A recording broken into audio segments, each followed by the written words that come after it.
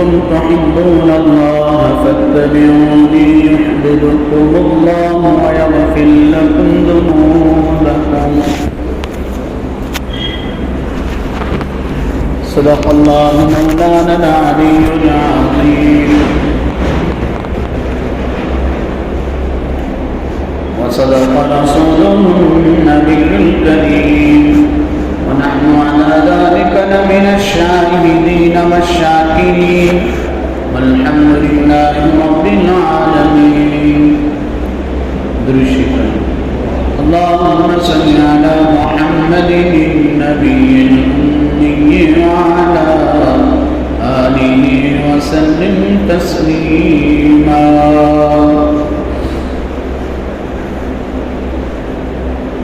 میرے محترم دوستوں اور دیگر بھائی، اللہ عز و جل کا بے پناہ اس کا لاکھ لاکھ شکر احسان ہے. اللہ عز و جل نے مجھے اور آپ کو صاحب ایمان بنایا، موحد بنایا، اور ساتھ ہی میں اور آپ جس دین کے، جس مذہب کے ماننے والے ہیں، ہمارے لیے اور قیامت تک آنے والی ساری انسانیت کے لیے ایک ایسی کتاب عطا فرمائی جس کی کوئی نظیر، کوئی مثال نہیں پیش کی جا سکتی. اور جناب آقا حضرت مدنی محمد مصطفیٰ صلی اللہ علیہ وسلم کی ذات گرامی کو ساری انسانیت کے لیے آئیڈیل اور نمونہ بنا کر دیا. آپ صلی اللہ علیہ وسلم کی ذات گرامی اور آپ کے اخلاق، آپ کے کردار ایسے ہیں کہ اگر اس کو بیان کیا جائے تو اس کا احاطہ نہیں کر سکتے. اور آپ کے اخلاق اور کردار سے نہ یہ کہ صرف مسلمان بلکہ اغیار اور آپ کے دشمن بھی متاثر ہوئے بغیر نہیں رہ سکتے.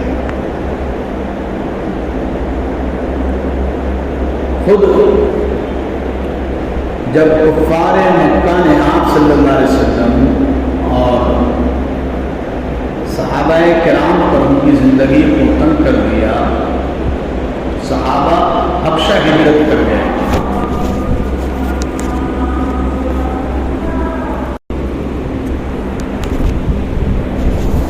اور جب ہجرت حبشہ کی جانب کی تو کفار مکہ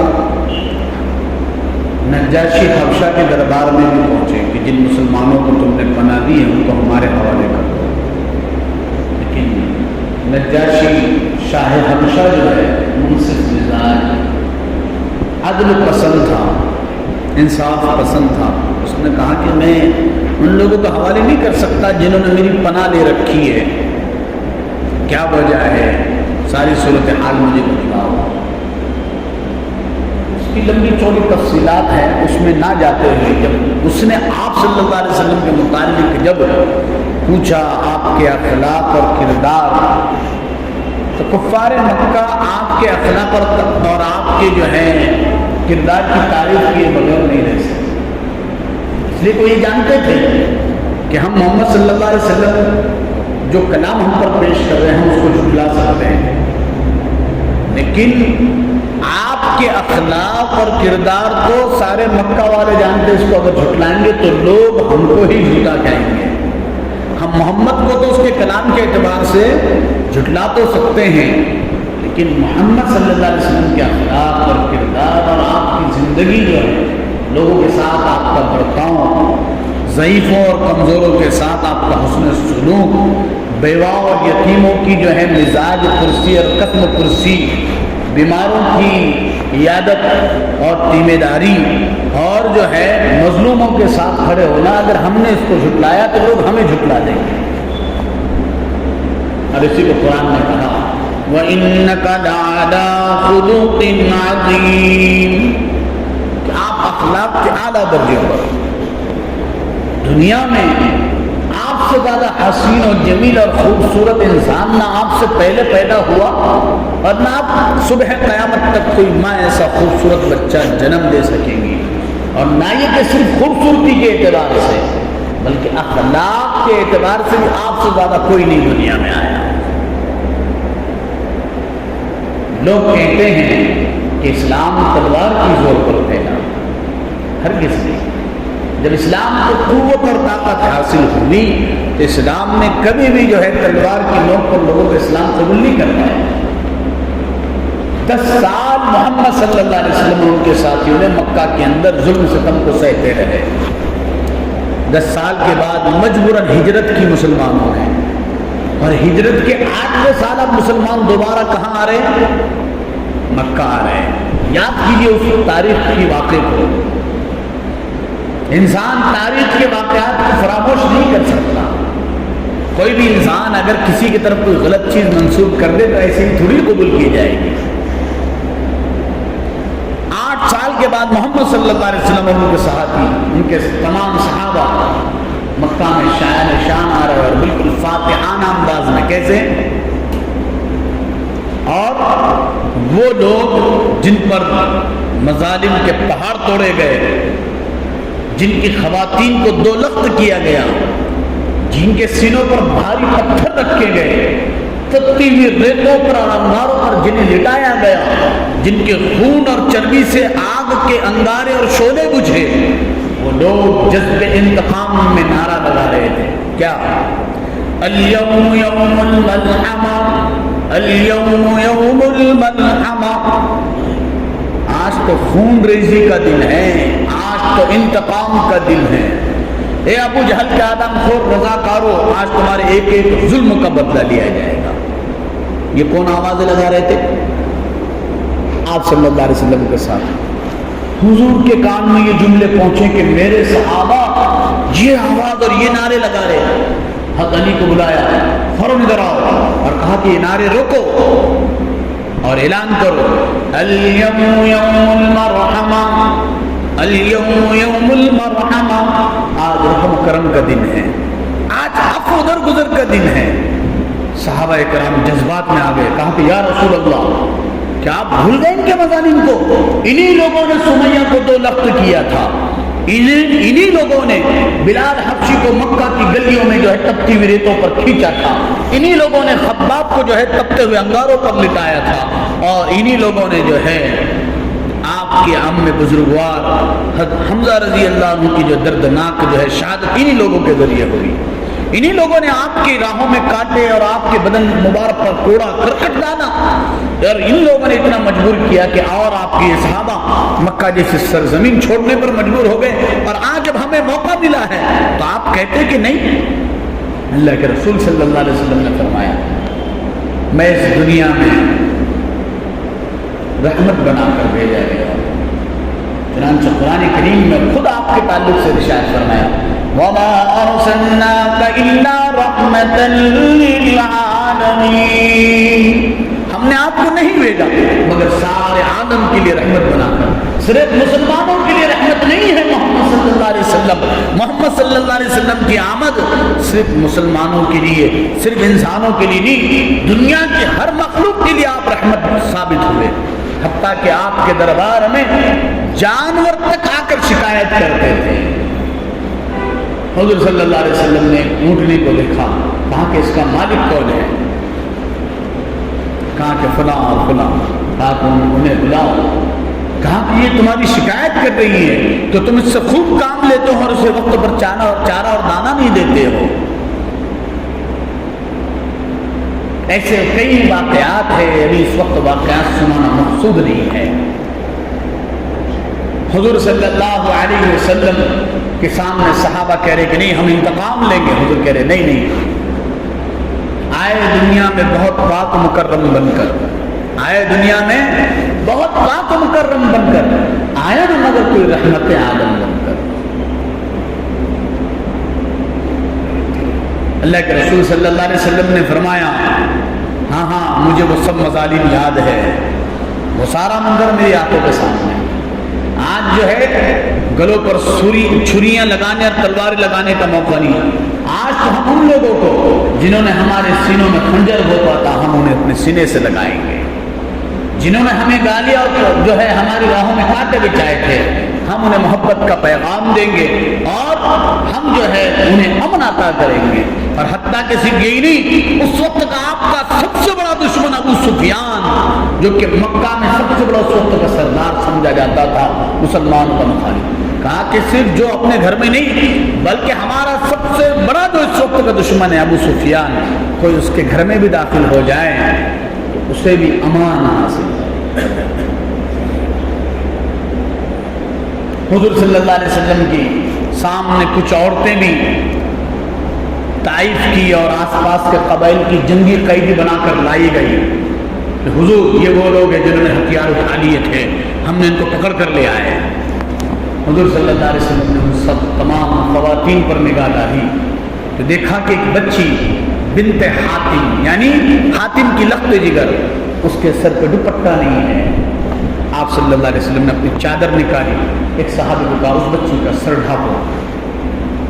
صحابہ کہنے لگے یا رسول اللہ، دشمن کی بیٹی ہے، کافرہ اور مشرکہ ہے، اور آپ کی چادر رحمت جس پر عفت کی مہر عرش بری سے لگی ہیں، جس کی قسمیں اللہ نے اٹھائی، یا ایھا المزمل یا ایھا المدثر، اے کمبل کے اوڑھنے والے، اے چادر کے اوڑھنے والے، یہ کیسا ہو سکتا ہے کہ تمہاری چادر اس مشرکہ اور کافرہ کے سر پر ہم ڈالیں؟ ایک تاریخی جملہ میرے نبی نے کہا، سن لو اے عقل کے اندھو، جنہوں نے میری نبی کی زندگی کو نہیں پڑھا وہی میرے نبی کی جو ہے زندگی کی مخالفت اور ان کی زندگی پر اعتراضات کر سکتا ہے۔ دنیا میں مذہب اسلام کے نہ ماننے والے لوگ مل جائیں گے، لیکن جب بات آئے گی محمد عربی کی تو کافر اور مشرک بھی ان کے اخلاق اور ان کے کردار سے متاثر ہوئے بغیر اور ان کی شہادت دیے بغیر نہیں رہ سکتے۔ ہاں وہی لوگ جو عقل سے کوڑے ہیں، آنکھوں سے اندھے ہیں، جن کے دلوں پر مہر لگ چکی ہے، وہ میری نبی کی زندگی کو نہ پرکھ سکیں گے نہ دیکھ سکیں گے۔ اللہ کے رسول نے فرمایا بیٹی بہرحال بیٹی ہوتی ہے، دوست کی ہو یا دشمن کی ہو۔ میں جس طرح اپنی بیٹی فاطمہ کا سر بڑھانا برداشت نہیں کر سکتا، دشمن کی بیٹی کا بھی سر کھلا نہیں دیکھ سکتا۔ اس بچی کے سر پر چادر ڈالی گئی، بے اختیار اس کی آنکھوں سے آنسو جاری ہو گئے۔ اللہ کے رسول نے کہا بیٹی حاتم کی لخت جگر ہو۔ حاتم تائی کا نام تو سنا ہے نا، حاتم تائی تو اس وقت نہیں تھا، لیکن حاتم تائی کی بیٹی جنگی قیدی بنا کر لائی گئی تھی۔ کہا کہ بیٹی حاتم کی لخت جگر ہو۔ دنیا کے سب سے سچے انسان کی زبان پر جب اپنے آن جہانی باپ کا نام سنا تو بنت حاتم کی تو چیخیں نکل گئی۔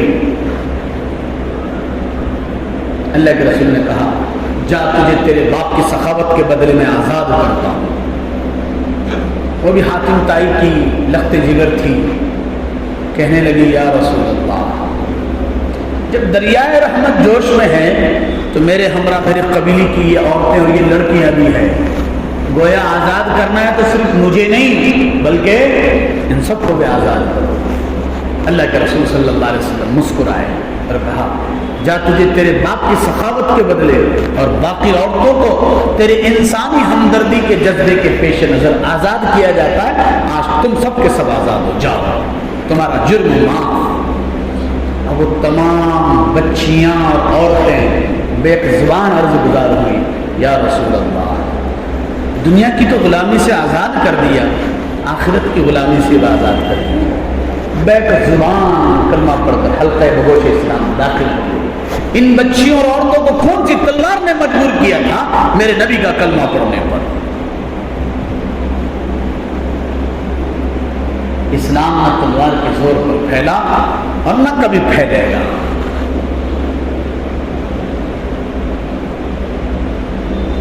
بات آتی ہے اللہ کے رسول صلی اللہ علیہ وسلم کی اس نکاح کے متعلق جس نکاح کا رشتہ اس فرش پر نہیں عرش پر کیا گیا ہے۔ اما جان عائشہ صدیقہ رضی اللہ عنہا سے آپ کا رشتہ اس دنیا میں نہیں آسمانوں پر ہوا۔ مشرکین جو ہے آج بھی آپ صلی اللہ علیہ وسلم کے اس نکاح کو لے کر اعتراض کرتے ہیں، ان کا یہ اعتراض ہی غلط ہے، اس لیے کہ محمد صلی اللہ علیہ وسلم پر یہ اعتراض کرنے سے پہلے ان کا یہ اعتراض سب سے پہلے رام اور لکشمن پر اعتراض ہوتا ہے۔ دیکھ لیجئے سیتا کا جب نکاح ہوا، جب شادی بھی اس کی کیا عمر تھی؟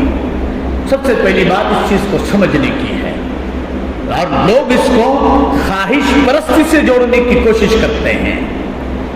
یاد رکھو، اگر دنیا کا سب سے سچا اور خوبصورت انسان، اتنا خوبصورت انسان کہ اس سے پہلے کوئی حسین و جمیل نہیں آیا، اگر یہ خواہش پرست ہوتا تو تاریخ گواہ ہے میرے آقا کا سب سے پہلا نکاح کس سے ہوا؟ ارے او نوپور شرما، تو عقل سے ابھی اندھی ہے، تو نے میرے نبی کی زندگی کو نہیں پڑھا۔ اٹھا کر دیکھو، میرے نبی کے 25 سال کی عمر میں تھے، اور جب نکاح کے لیے بیٹھ رہے تو کس سے نکاح ہوا؟ 2 مرتبہ بیوہ ہو چکی خاتون حضرت خدیجہ سے ہوا۔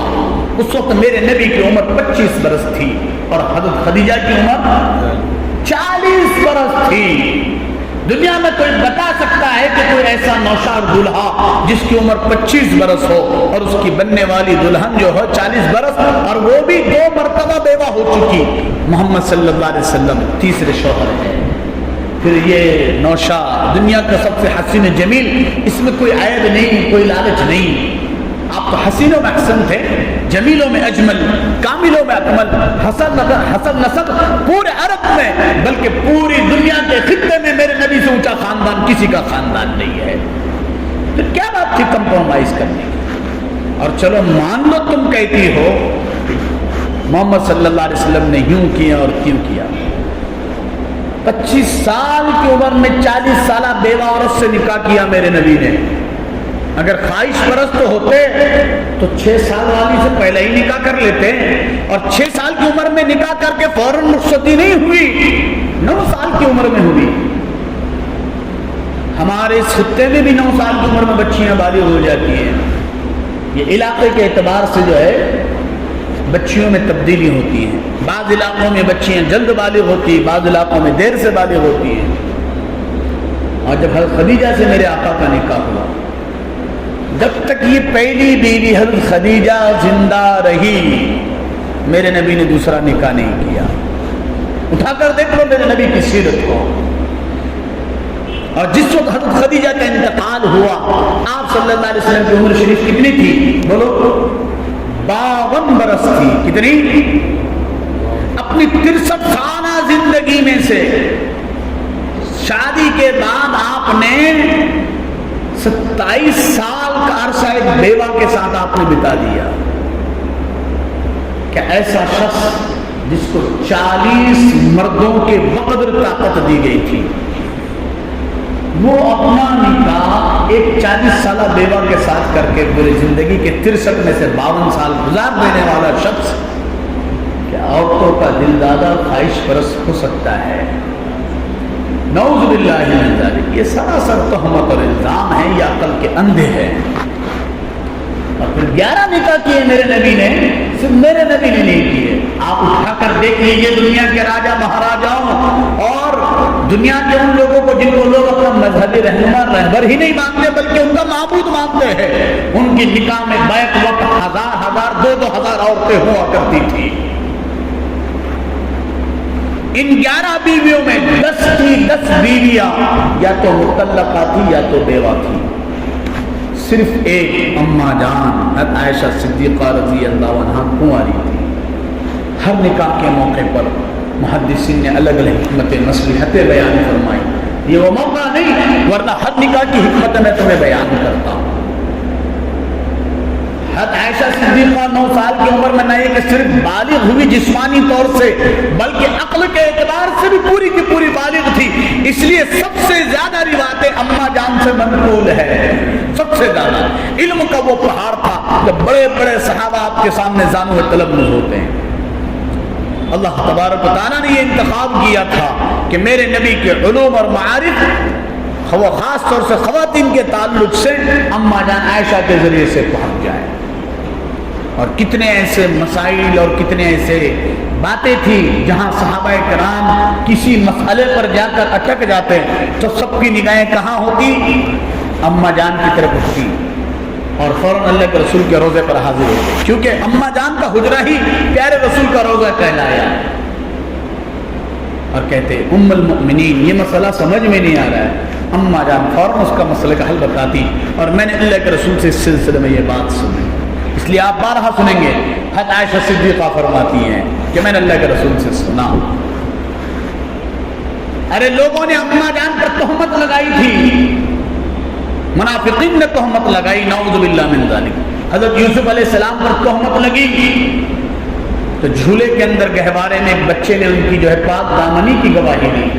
मूसा अलैहिस्सलाम पर तोहमत लगाई कारून ने, वो खातून ने फौरन अपनी बात जो है एक्सेप्ट कर ली कि मुझे कारून ने जो है लालच दी थी तुम पर इल्ज़ाम लगाने की, तोहमत लगाने की। हज़रत मरियम पर लोगों ने तोहमत लगाना चाहिए, ईसा अलैहिस्सलाम ने गहवारे में झूले में बात की और अपनी अम्मा हज़रत मरियम को पाक दामन साबित किया। मेरे नबी की हरम, मेरी और आपकी वालिदा अम्मा जान आयशा सिद्दीक़ा पर मुनाफिकीन ने तोहमत लगाई। न कोई बच्चा गवाही देने आया और ना ही खुद किसी इंसान ने गवाही दी, खुद रब्बे ताला कुरान करीम में गवाही देने के लिए आ गए और क़यामत तक मेरे और आपकी वालिदा उम्मुल मोमिनीन आयशा सिद्दीक़ा अफीफ़ा कायनात की गवाही दे रहा है। इन्नल्लज़ीना जाऊ बिल इफ्की उस्बतुम मिनकुम ला तहसबूहु शर्रन लकुम बल हुवा खैरुन लकुम। यहाँ से लेकर मुकम्मल 18 आयतें अम्मा जान हज़रत आयशा सिद्दीक़ा रज़ी अल्लाह अन्हा की इफ़्फ़त और पाक दामनी में जो है अल्लाह ने उतारी और फरमाया अल खबीसातु लिल खबीसीन वल खबीसून लिल खबीसात वत्तय्यिबातु लित तय्यिबीन वत्तय्यिबून लित तय्यिबात। और हज़रत उमर रज़ी अल्लाह अन्हु ने जब ये तोहमत लगी थी क्या प्यारी बात कही थी, या रसूल अल्लाह, या रसूल अल्लाह। ये मुनाफिकीन जो अम्मा जान पर, अभी तो कुरान की आयत नाजिल भी नहीं हुई थी और हज़रत उमर कह चुके थे या रसूल अल्लाह, जो खुदा तुम्हारे बदन पर एक मट्ठी नहीं बैठने देता, क्या एक जो है इस तरह की खातून को तुम्हारे ऊपर हावी कर देगा जो कि पाक दामन ना हो ही नहीं सकता। और कहा कि या रसूल अल्लाह, ये रिश्ता क्या आपने किया था या किसी और ने? कहा कि ये इंतखाब तो अल्लाह का था, ये रिश्ता तो जिब्राइल लेकर आए थे। कहा कि मैं नहीं मानता, ये सरासर अम्मा जान आयशा सिद्दीक़ा पर तोहमत है। इसी वजह से अल्लाह के रसूल ने कहा था मेरे बाद अगर कोई नबी होते बिलफर्द तो वो कौन होता? वो उमर होते। इसी वजह से हज़रत उमर रज़ी अल्लाह अन्हु का जब इंतकाल हुआ तो अम्मा जान ने कहा हुजूर के इंतकाल के बाद उनके पहलू में कौन रखे गए? मेरे वालिद अबू बकर। उसके बाद की जो जगह थी मैंने अपने लिए मुंतखब की थी, लेकिन जब उमर की तरफ से ये इजाज़त आई तो उमर का वो वाक़या जब सारे लोग मुनाफिकीन की तरफ से कुछ न कुछ माइल हो रहे थे, उमर ने डट कर जो है मेरा मुकाबला किया था और उन्हीं के इस तर्ज पर कुरान ने खुलकर जो है मेरी बरात जाहिर की थी। अल्लाह के रसूल के पहलू में लिटाने के लिए फ़ौरन इजाज़त दे दी। अल्लाह के रसूल सल्लल्लाहु अलैहि वसल्लम जिस तरह अफीफ और पाक दामन मासूम है, अल्लाह ताला ने आपके लिए जो हरम जो अज़वाज मुतहहरात का इंतखाब किया वो भी इसी तरह। और नऊज़ बिल्लाह आप सल्लल्लाहु अलैहि वसल्लम कोई औरतों के दिलदादा और ख्वाहिश परस्त नहीं थे।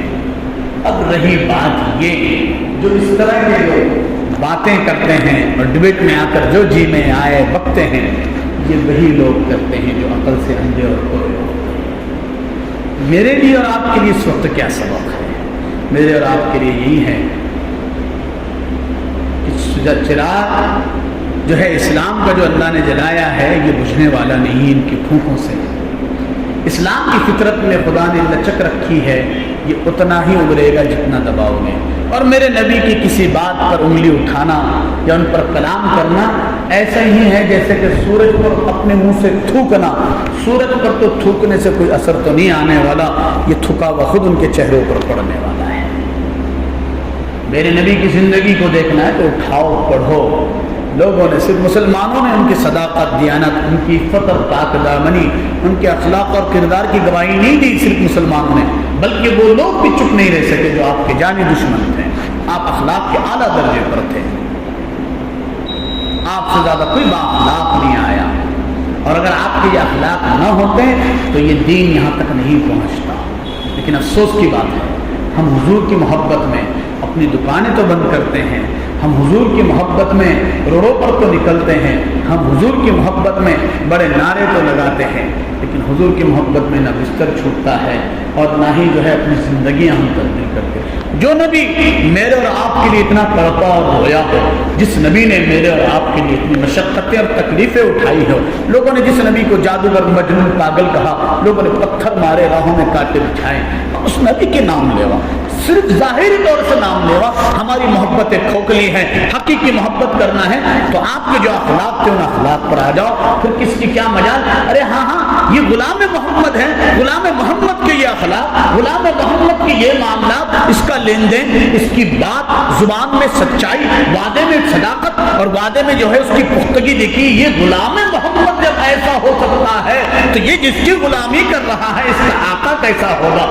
جب ہم اس کے غلام پر آواز نہیں اٹھا سکتے ہیں، اس کے غلام کی طرف کوئی غلط نسبت نہیں کر سکتے ہیں، تو یہ جس کی اقتدا کر رہا ہے، یہ جس کو اپنا آقا مانتا ہے، اس کی طرف کیسے اٹھا سکتے ہیں۔ غلام محمد اگر آج صحیح ہوتے، عاشق رسول اگر ان کی راہوں پر آج صحیح معنی میں چلتے تو آج یہ دن نہ آتے۔ ہم نے حضور کی سیرت کو، اخلاق کو اپنے عملی طور سے لوگوں کے سامنے پیش نہیں کیا اور لوگوں کو کہا فرصت کہ میرے نبی کی سیرت کو دیکھیں۔ نبی کی سیرت لوگوں کو صرف کتابوں میں نہ بتاؤ، نبی کی سیرت کو عمل کر کے بتاؤ کہ میرے نبی کے اخلاق یہ تھے، میرے نبی کے معاملات یہ تھے، میرے نبی کا لین دین یہ تھا، میرے نبی کے وعدے یہ تھے اور میرے نبی کی امانت اور دیانت کا معاملہ یہ تھا۔ جس دن ہم میں یہ بات آ جائے تو میرے بھائیوں، ہم کو کسی کی سپورٹ کی ضرورت نہیں، خود خدا کی غیبی مدد ہمارے ساتھ ہوگی۔ اس لیے میرے بھائیوں، ہمارے لیے یہی پیغام کہ ہم حضور کے سچے عاشق رسول بنیں، اور عاشق رسول جب ہیں تو آپ کے ارشادات فرمودات اور آپ کی سنتوں پر عمل پیرا ہونے کی ہم کوشش کریں۔ اللہ عمل کی توفیق عطا فرمائے۔ وآخر دعوانا الحمدللہ رب العالمین۔ 4 رکعت سنت مؤکدہ سے فارغ ہو جائیں۔